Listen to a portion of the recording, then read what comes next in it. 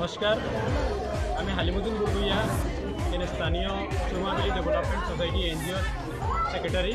আজকের emergency flood response 2025-এর যে আজকে আমরা প্রায় 140টা কিট এখানে ডিস্ট্রিবিউশন করার লাগিয়া আপনার এখানে ইন্ডাস মোবাইল টাওয়ার আরও নেটস হইয়া একটা এনজিও যেটা গুয়াহাটির যৌথ উদ্যোগে এবং আমরা সহযোগিতায় আজকে যে এই প্রোগ্রাম সাকসেসফুল হয়েছে, এই কারণে আমরা বিশেষ ধন্যবাদ জানাই আর ইন্ডাস টাওয়ার এবং নেটস এনজিওরে। আমার এই স্যারও আইসুন কত কষ্ট করিয়া, আপনারা হয়তো জানেন যে ভয়াবহ ফ্লাডে রাস্তাঘাট সব ডুবাইল।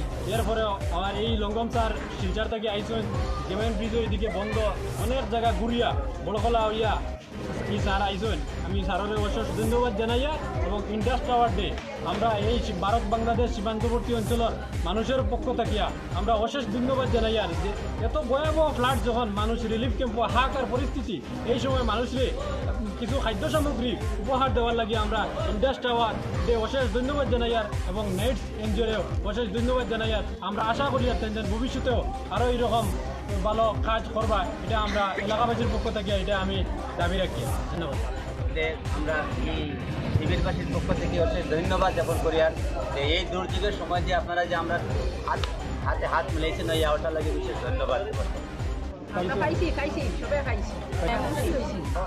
আমরা আরো তো এইরকম আপনারা সাহায্য করতে কোনো বিপদে পড়িলে আমরা ওখানে খাই।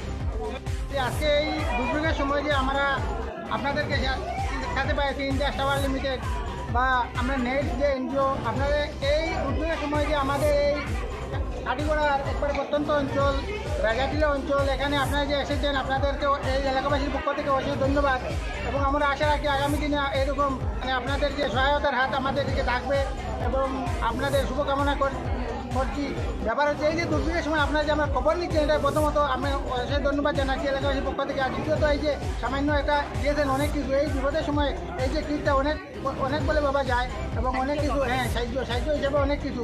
যাই হোক, আমরা এলাকাবাসীর পক্ষ থেকে অশেষ ধন্যবাদ জ্ঞাপন করছি আর আশা রাখি আপনারা আগামী দিনে আমাদের খবর নেবেন।